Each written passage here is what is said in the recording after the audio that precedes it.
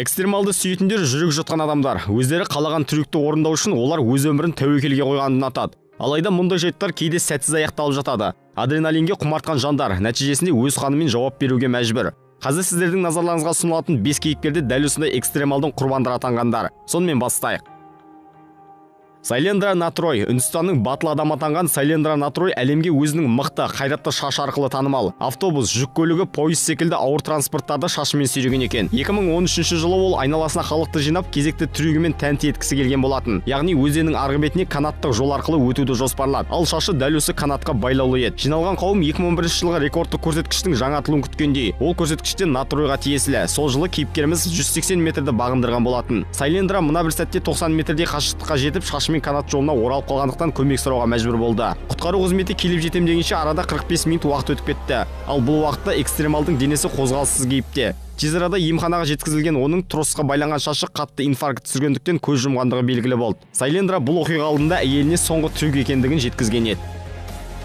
Кайли Стокинг. Шатқалдағы тастарға арқан байлап жерге қарай құлдилау әрекеті экстремалдар үшін адреналин сыйлайтын тамаша әдіс. Бірақ бір ғана қателік мұнда кешірілмейді. Соңғы вақыттары YouTube'та көп таралған бейнероликтер дәл осындай батыл адамдардың қимылы. Өзара бәсекеге түскен экстремалдар бір-бірінен озуды қалайды. 2013 жылдың наурыз айында 22 жастағы Кайли Стокинг корона шатқалындағы тасқа арқан байлау арқылы серпілістен ләззат алуды көздейді. Бірақ төмен қарай құлдилаған сәтте Стокинг бір нәрсенің дұрыс болмай қалғандығын сезеді. Байланған арқан бос күйі қалып, қос жаққа серпілудің орнына жерге қарай бағыт алды. Нәтижесінде кейіпкеріміз ажал құшқан екен.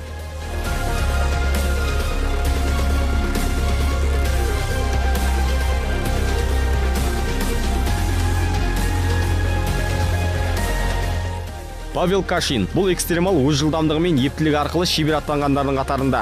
2013 жылы ол Санкт-Петербургтегі 6 қабаттық үйдің шатырына шығып, артқа қарай сальто жасамақшы болады. Оның бұл сәттегі соңғы суреті шатырға бірге шыққан досының фотоаппаратына жазылып қалған еді. Керемет сәттерді естелікке сақтауға тырысқан ол досының қалайша жазым болғандығын байқамай қалса керек. Кашин сальтодан кейін қонар сәтте аяғын дұрыс қоймауы салдарынан бұл өмірмен біржолата қош айтысты. Және бұл фотолар өзгелерге үлкен сабақ болып қайталамауды талап етпек.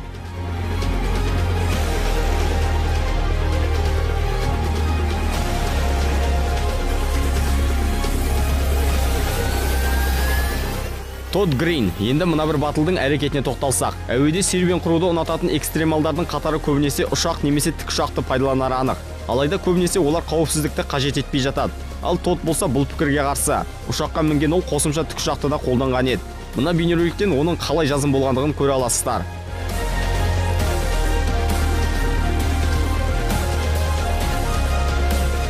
жылы Мичугандағы Селфридж әуе жолында Грин тікұшақ аяғына жармасып жерге қауіпсіз қону үшін амал жасаған болатын. Бірақ трюк барысында қолы діттеген жеріне жетпей ұшақ қанатынан құлдилайды. Жиналған қауым арнайы ұйымдастырылған бөлім екен деп аң-таң күйде қалған еді. Алайда Тодд сол сәтте тіл тартпай кетті.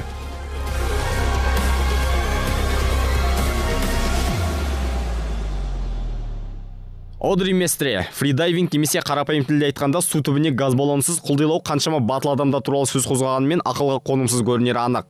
Аталған спорт әуеден жерге парашютпен секіргендей өте қауіпті. 2006 жылы француз фридайвингі Одри Местре өзінің сүйікті жары орнатқан рекордтық көрсеткішті жаңартуды көздеп, суға тереңірек сүңгуді қолға алады.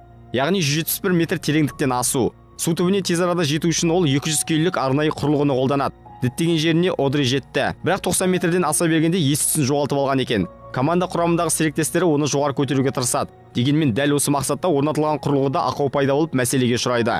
Жаттығу кезінде тростар зақымданған көрінеді. Ал Одриді құтқаратын аппарат не нашар орнатылған, немесе ішіне ауа енгізіп қойған болатын.